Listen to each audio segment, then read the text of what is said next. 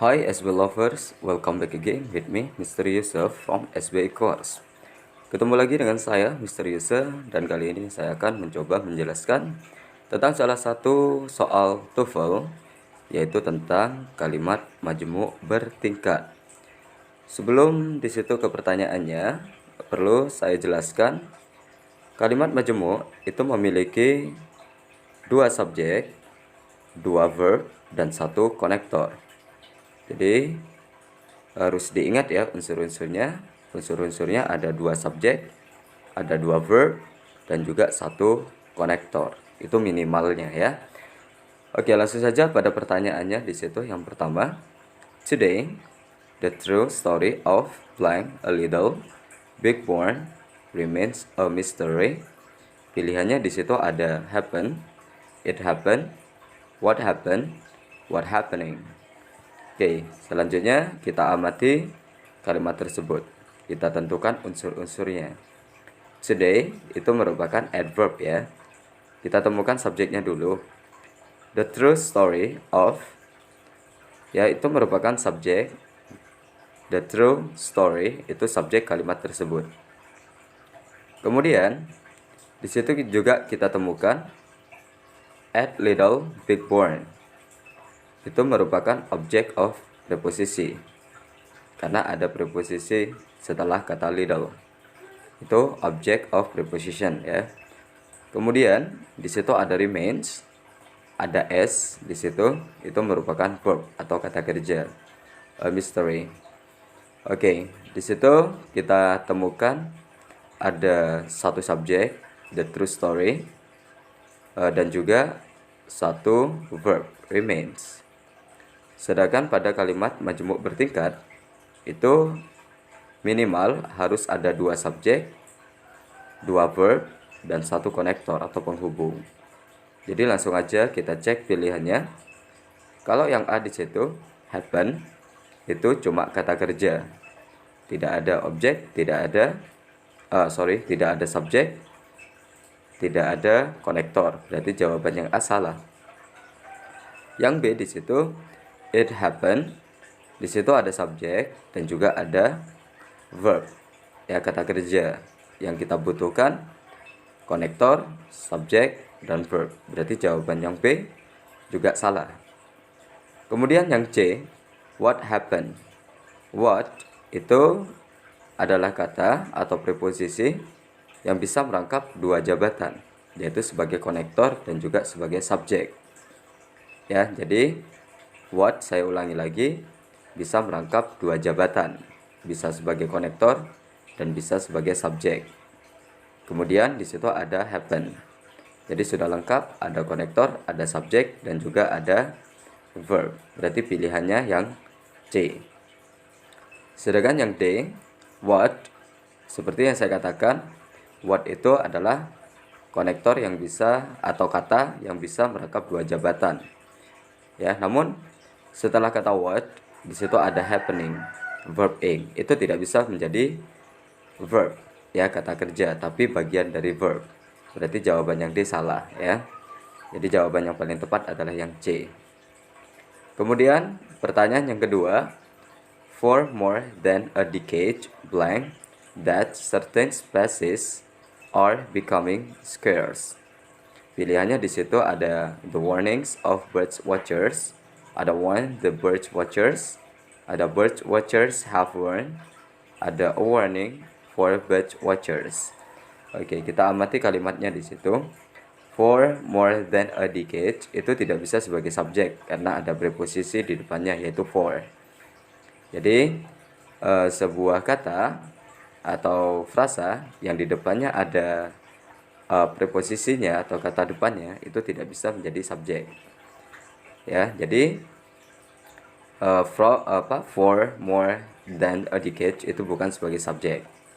Kemudian di situ ada that itu bisa berfungsi sebagai konektor. Kemudian ada certain species, itu merupakan subjek, certain species yang artinya spesies tertentu. Kemudian ada are becoming scarce, ada are itu sebagai verb. Ya. Jadi di situ ada subjek, ada konektor that, ada certain species subject, ada are itu verb. Sedangkan kalimat majemuk itu harus ada 2 subjek, harus ada 2 verb dan 1 konektor. Berarti yang kita butuhkan adalah subjek, verb ya, subjek dan verb kita butuhkan. Pilihan yang A di situ the warnings of bird watchers itu noun phrase. Sedangkan kata kerjanya tidak ada di situ ya, the warnings of bird watchers nggak ada. Jadi pilihan yang A salah. Sedangkan yang B warn the bird watchers, di situ ada kata kerja, kemudian noun phrase yang bisa berfungsi sebagai subjek. Namun yang kita butuhkan adalah subjek verb, bukan verb subjek. Berarti yang B salah. Yang C bird watchers have warned. Di situ bird watchers itu subjek, have itu verb. Ya, jadi pilihannya adalah yang C karena yang C di situ ada subjek, ada verb have. Ya, salah satu model berfungsi sebagai verb. Jadi jawabannya adalah yang C. Sedangkan yang D, a warning for bird watchers itu noun phrase ya. Oke, karena ada preposisi di depan yaitu a, artikel ya. Maaf, ada artikel. A warning for bird watchers itu noun phrase ya, sedangkan tidak ada kata kerja. Kemudian yang ketiga, early in the 18th century, Halley accurately predicted when blank of 1682 would written.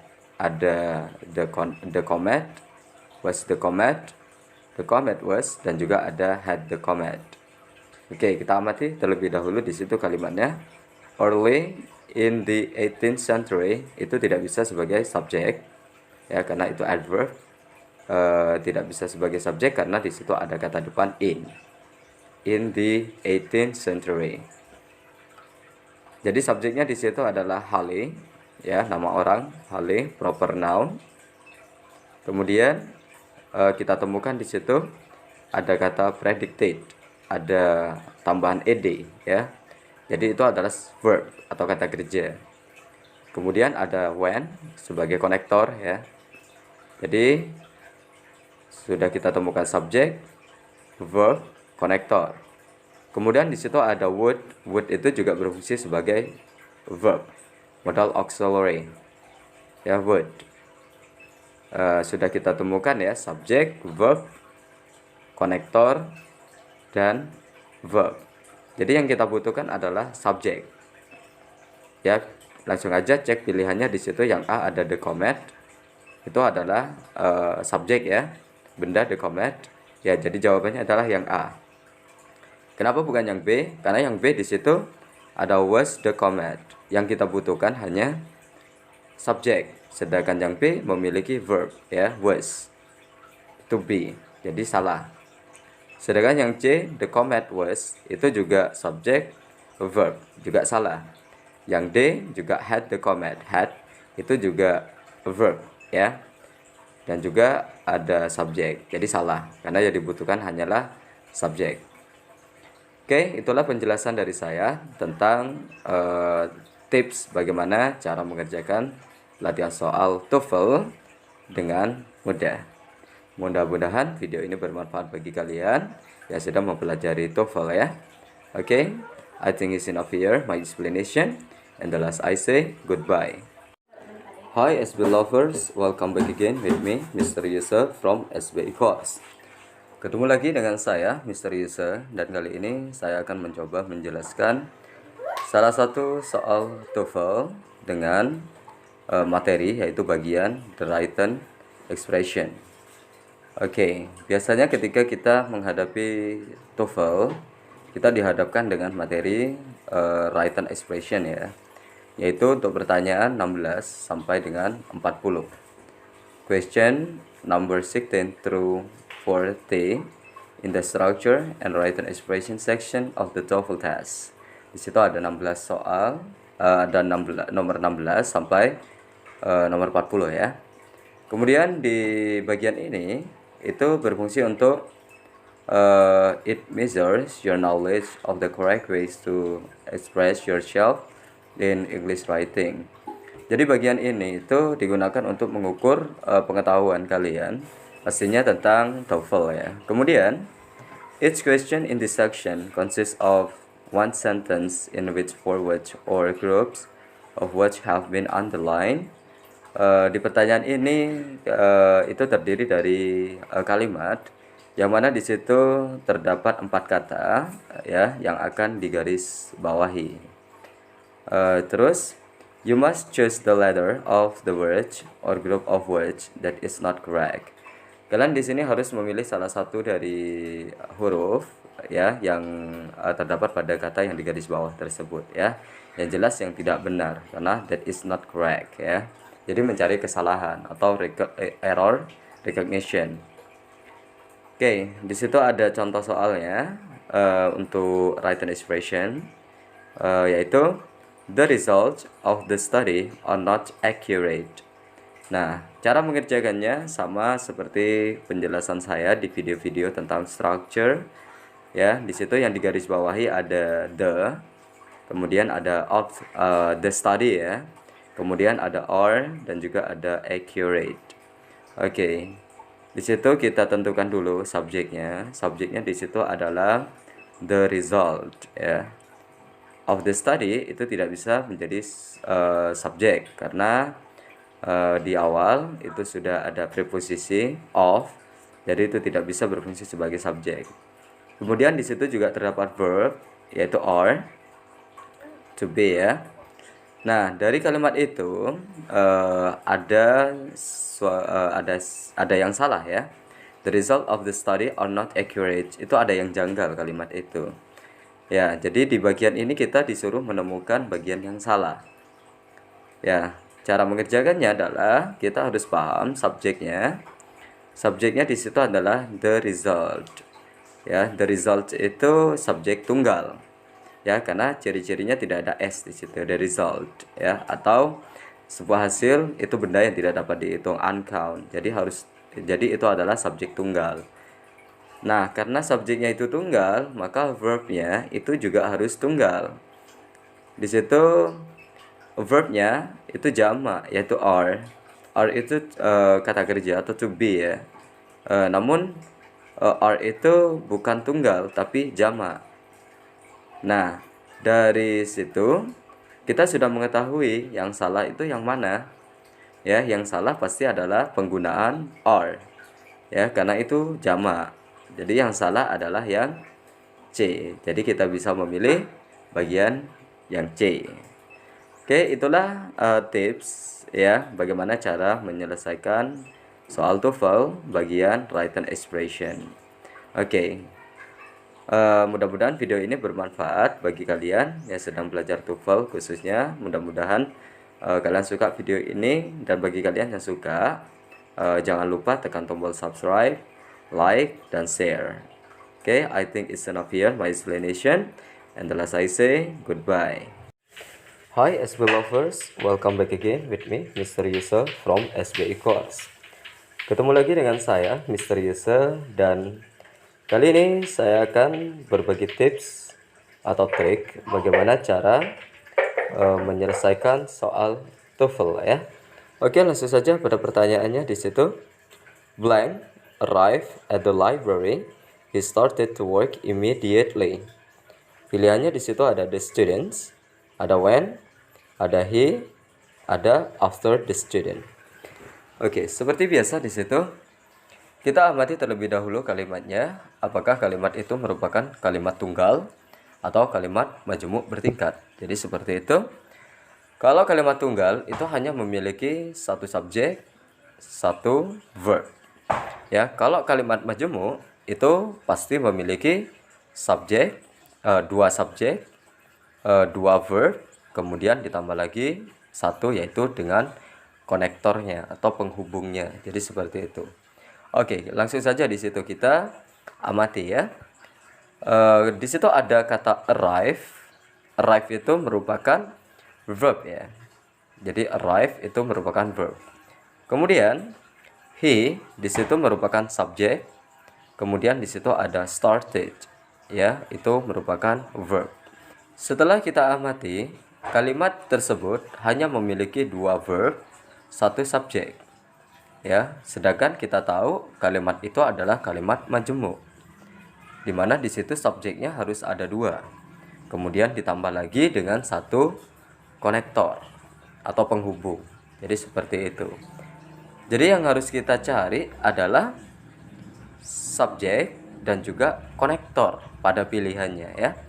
Jadi sebenarnya sangat gampang di situ, jawabannya sudah terlihat ya, yaitu yang D, karena D itu ada kata after dan juga the student. After itu merupakan salah satu konektor, sedangkan the student itu merupakan kata benda yang berfungsi sebagai subjek. Jadi pilihannya kalau ada pertanyaan seperti ini, cari konektor dan juga cari subjek. Maka dengan begitu kalimat itu sudah lengkap. Ada 2 subjek, ada 2 verb dan 1 konektor. Kalau misalnya yang A, di situ pilihannya ada the student saja, sedangkan tidak memiliki konektor. Berarti itu jawaban yang salah. Sedangkan pilihan B itu when, itu hanya konektor, sedangkan tidak ada subjek di situ. Jadi jelas salah karena kalimat itu membutuhkan konektor dan subjek. Sedangkan yang C di situ he, hanya subjek saja tanpa konektor. Jadi salah. Jadi jawabannya adalah yang D ya. Sebenarnya ini merupakan bab yaitu tentang adverb clause connectors ya. Apa saja yang termasuk adverb clause connectors di situ? Oke, berikut sudah saya berikan di situ contoh adverb clause connectorsnya ya. Oke, yang pertama ada because, ada after, before, when, until, since, although, even though, while, if, whether, dan yang terakhir as. Itu merupakan adverb clause connectors yang harus kalian ingat ya. Oke, itu saja yang bisa saya jelaskan ya di video ini. Mudah-mudahan bermanfaat bagi kalian yang sedang mempelajari bahasa Inggris, khususnya TOEFL. Oke, I think it's enough here, and the last I say goodbye. Hi SB lovers, welcome back again with me, Mr. Yusuf from SBA Course. Ketemu lagi dengan saya, Mr. Yusuf, dan kali ini saya akan mencoba menjelaskan beberapa latihan soal, yaitu tentang TOEFL. Oke, langsung saja pada pertanyaan yang pertama di situ. Blank, to the university takes 15 minutes. Pilihannya di situ ada walk, ada walking, ada I, ada go. Seperti biasanya, ketika kita mengerjakan soal TOEFL, kita harus bisa menemukan subjek dan juga verb atau kata kerja.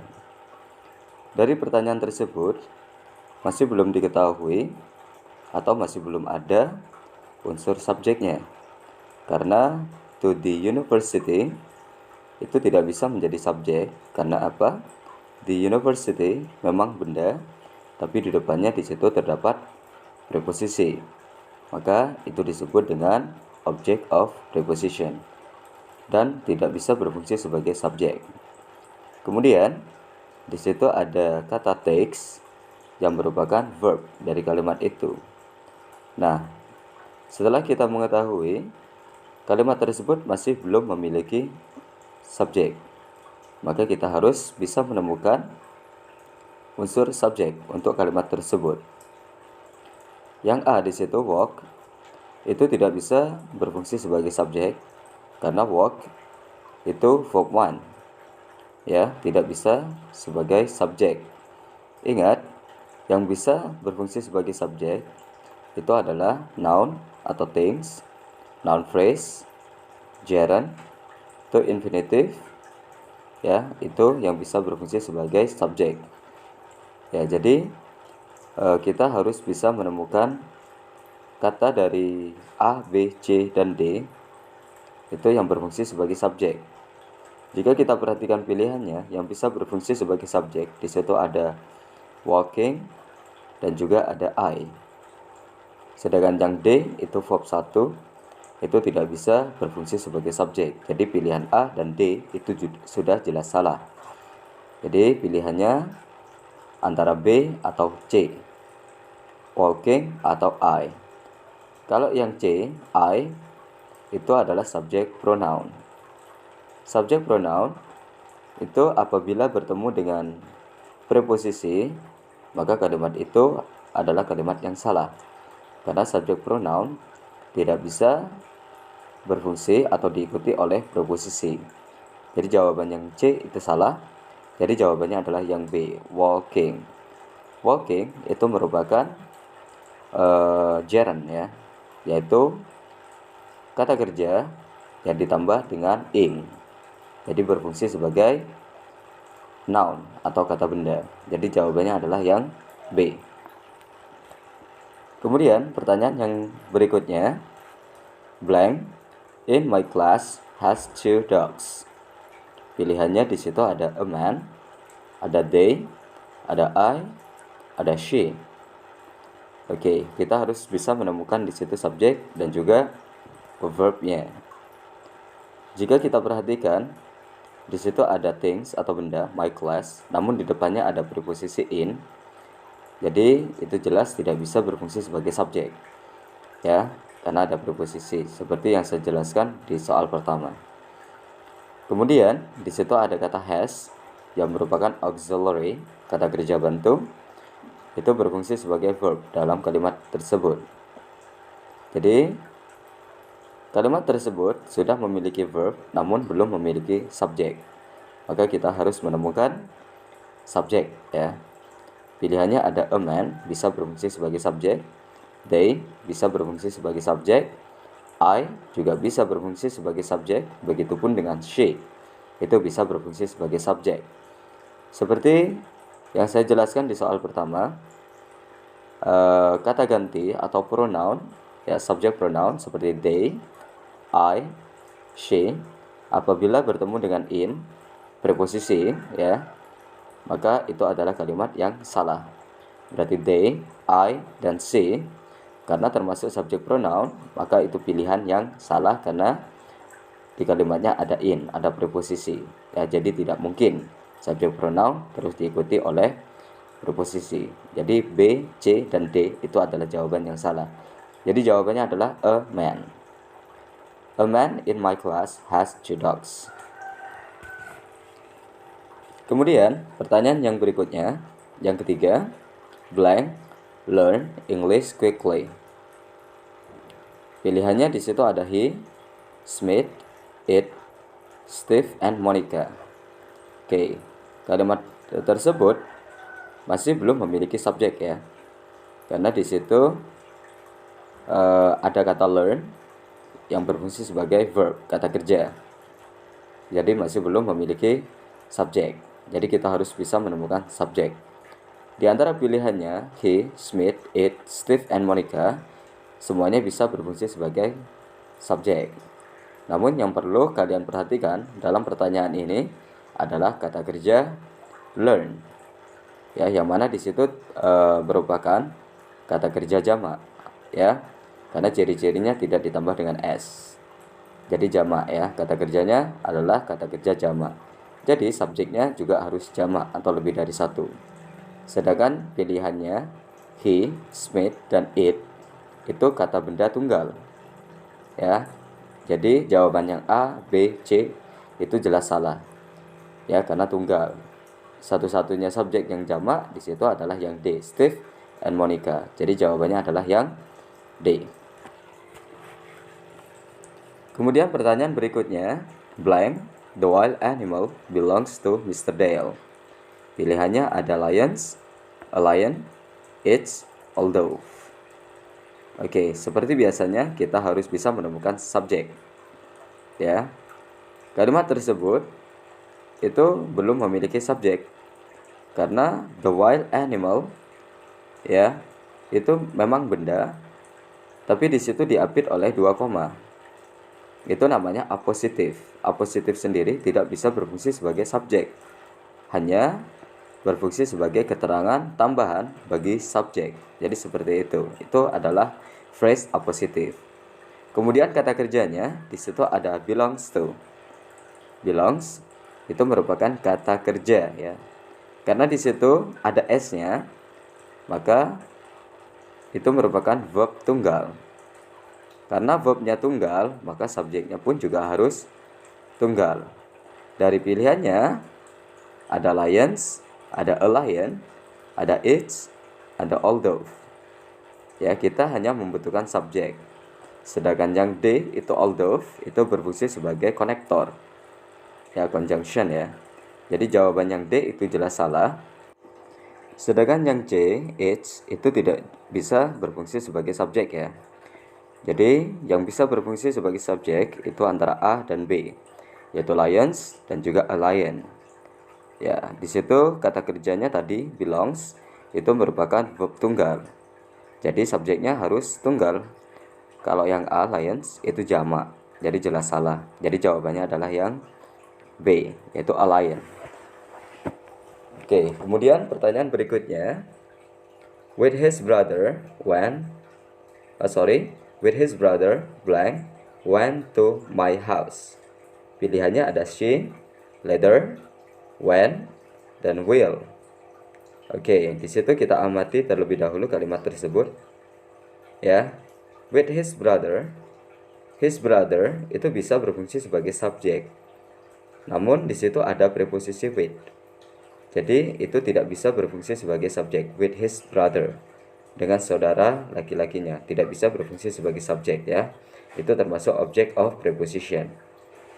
Kemudian when itu merupakan verb 2. Ya, jadi verbnya sudah diketahui, jadi kalimat tersebut masih belum memiliki unsur subjek. Jadi harus kita cari subjek dari pilihannya.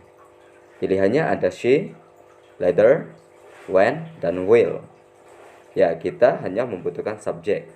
Sedangkan B, later, itu adverb of time, nanti. Ya, sedangkan yang C, when, itu conjunction atau konektor. Sedangkan yang D itu verb, ya, modal auxiliary. Yang kita butuhkan adalah subjek. Yang bisa berfungsi sebagai subjek di situ adalah she. Jadi jawabannya adalah yang A. With his brother, she went to my house. Kemudian pertanyaan berikutnya, blank Jason attended my party. Pilihannya ada yesterday, although, happily, my cousin. Oke, kalimat tersebut sudah memiliki verb atau kata kerja, yaitu attended, menghadiri. Sedangkan kata Jason di situ itu tidak bisa berfungsi sebagai subjek karena diapit oleh koma. Itu namanya apositif. Ya, apositif tidak bisa berfungsi sebagai subjek karena hanya ya sebagai keterangan tambahan bagi subjek. Jadi kita harus menemukan unsur subjek. Sedangkan yang A, yesterday, itu adverb of time, tidak bisa berfungsi sebagai subjek. Yang B, although, meskipun itu juga tidak bisa berfungsi sebagai subjek karena itu konektor. Begitupun dengan yang C, happily, dengan bahagia, itu pun juga tidak bisa berfungsi sebagai subjek. Ya, karena itu adverb of manner, keterangan cara. Jadi satu-satunya subjek dari pilihan itu adalah my cousin, yaitu keponakan laki-laki saya. Oke, itulah yang bisa saya jelaskan tentang beberapa latihan soal TOEFL, khususnya di bagian structure. Mudah-mudahan bermanfaat bagi kalian yang sedang belajar bahasa Inggris, dan terima kasih sudah menonton video ini. Dan bagi kalian yang suka video ini, jangan lupa tekan tombol subscribe, like, dan pastinya share. Okay, I think it's enough here my explanation, and the last I say goodbye. Hi SB lovers, welcome back again with me Mr. Yusuf from SBI Course. Ketemu lagi dengan saya Mr. Yusuf, dan kali ini saya akan mencoba menjelaskan salah satu soal TOEFL bagian superlatif. Superlatif sendiri itu merupakan materi yang digunakan untuk membandingkan suatu benda ataupun orang, seperti Anita paling cerdas di kelasnya. Pada kalimat tersebut ada kata paling ya yang menunjukkan perbandingan. Jadi superlatif itu merupakan materi yang mana digunakan untuk membandingkan suatu benda ataupun orang. Superlatif sendiri artinya adalah paling, ya. Oke, langsung saja ke pertanyaannya. Jeremy is blank in this class. Pilihannya ada smart, ada smarter, ada smartest, ada smartest. Jawabannya di situ adalah yang D, yaitu the smartest. Karena superlatif sendiri memiliki formula atau rumus subjek diikuti oleh to be, kemudian diikuti oleh the, kemudian diikuti oleh adjective yang ditambah dengan us. Kalau misalnya kata sifatnya terdiri satu suku kata, ya, seperti pilihan D, smart. Kata smart itu hanya memiliki satu suku kata, maka cukup ditambahkan us di terakhirnya. Jadi sudah menjadi paling cerdas atau paling pintar. Kalau pilihan yang A itu tidak menunjukkan superlatif, karena ciri-ciri superlatif itu setelah to be itu diikuti oleh kata the. Begitupun B, yang B tidak ada the. Yang C juga tidak ada definite article the, jadi salah, ya. Jadi jawabannya adalah yang D, the smartest. Berikutnya pertanyaan yang kedua, where is the blank bank? Pilihannya ada near, ada the nearest, ada nearest, ada most near. Jawabannya di situ cukup jelas, yaitu yang C, ya. Karena kalau misalnya yang A, near, itu tidak ada tambahan us. Jadi itu tidak menunjukkan perbandingan superlatif. Kalau misalnya yang B, the nearest, pada kalimat pertanyaannya sudah ada kata the. Jadi tidak perlu diikuti oleh the lagi. Jadi yang B salah. Sedangkan yang D, most near, itu pilihannya juga salah karena di situ menggunakan kata most, ya. Kata most sendiri biasanya juga digunakan pada superlatif. Namun jika kita menggunakan most, adjektifnya itu harus lebih dari satu suku kata. Contohnya seperti beautiful, yaitu cantik. Ya, kata sifat beautiful itu memiliki lebih dari satu suku kata. Maka untuk superlatifnya menggunakan most.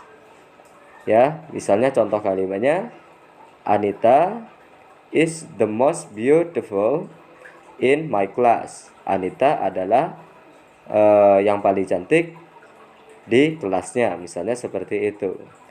Ya, kalau misalnya most near itu salah karena kata near itu hanya satu suku kata.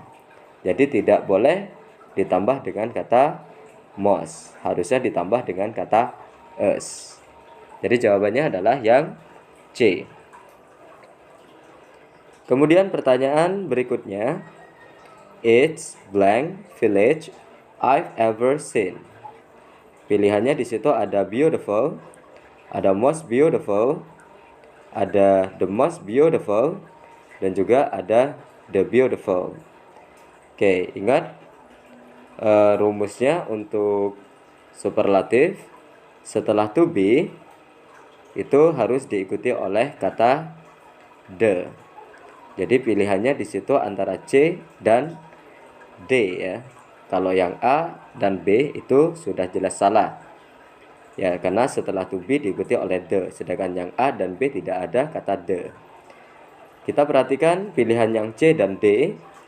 Di situ ada perbedaan. Yang C menggunakan most, sedangkan yang D tidak menggunakan kata most. Jadi yang D sudah jelas salah, karena dalam superlatif harus menggunakan atau kata sifatnya harus ditambah us ataupun ditambah dengan kata most di depan adjective. Jadi seperti itu. Jadi jawabannya adalah the most beautiful. beautiful, karena memiliki lebih dari satu suku kata ya, seperti yang saya jelaskan tadi. Maka menggunakan most, artinya paling. It's the most beautiful village I've ever seen. Ini adalah desa yang paling indah yang pernah saya lihat. Jadi seperti itu. Kemudian pertanyaan yang berikutnya. It was blank day of my life. Pilihannya ada happy, ada happiest, ada most happiest, ada the happiest. Oke. Kita amati sesuai dengan rumusnya. Setelah to be, dalam superlatif harus diikuti oleh kata the ya. Nah, pilihannya antara A, B, dan C itu tidak memiliki kata the. Jadi satu-satunya pilihan yang ada kata the-nya di situ adalah yang D, the happiest. Jadi jawabannya adalah yang D ya. It was the happiest day of my life. Ini merupakan hari yang paling bahagia dalam hidup saya. Oke, mungkin itu yang bisa saya jelaskan tentang latihan soal TOEFL, yaitu bagian superlatif. Mudah-mudahan video ini bermanfaat bagi kalian yang sedang belajar TOEFL ya. Oke, terima kasih sudah menonton video ini. Dan bagi kalian yang suka video ini, jangan lupa tekan tombol subscribe, like, share, dan komen pastinya.